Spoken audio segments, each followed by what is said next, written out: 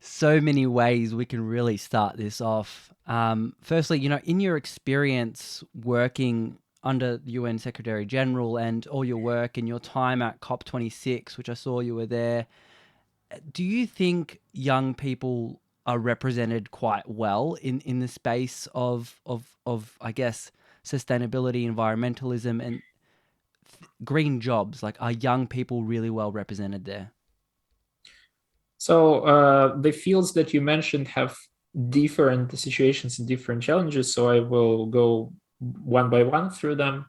When it comes to the climate and sustainability sphere, the institutional structures of engagement, they are absolutely there. So there is formalized engagement, which is better than nothing. At the same time, if we take specifically COP26 as a case of youth engagement, this has been a flop because there were immense logistical challenges with a city that has not been prepared to host such an enormous amount of people. And the first one who were to suffer were, of course, those who were the most price sensitive, ergo youth. Secondly, we add to that the pretty restrictive visa policies, even though there were certain relaxations, but still, we all know unfortunate turns in the migration and entry policy of the host country of COP26 post-Brexit, and that inevitably had its impact.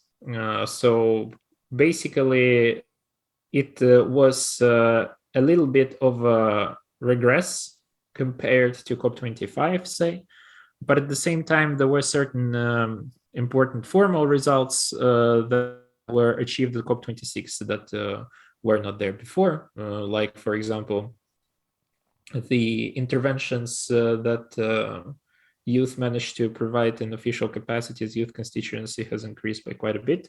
Youth constituency got a permanent seat on the committee overseeing technology mechanism.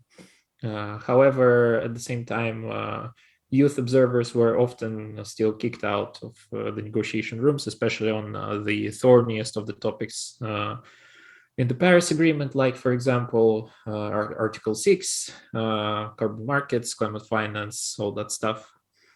So we are looking at a landscape where there is progress made in youth engagement in certain areas, but there is still quite a lot of work to be done in the others.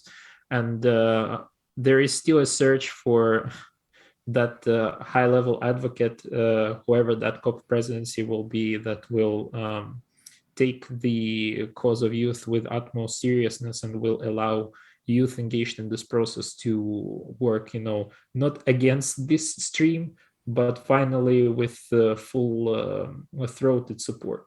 Granted, again, it is growing throughout the years, but it's still not at the point where the main energies that we as youth engaged in this process can direct would primarily go not to battling, certain adversities, difficulties, or certain recalcitrant participants,